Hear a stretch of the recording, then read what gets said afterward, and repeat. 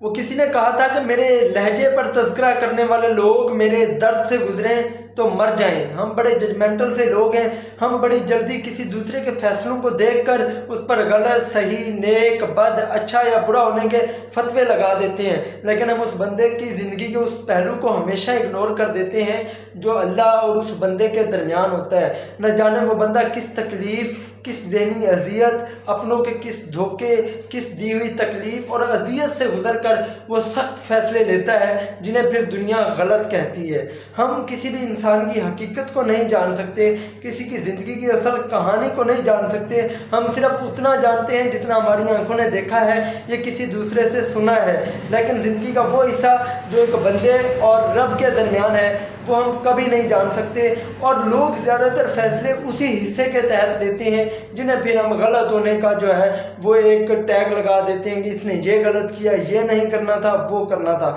لیکن وہ جانتا ہے کہ وہ کس اذیت سے گزر کر وہ فیصلے لے رہا ہے۔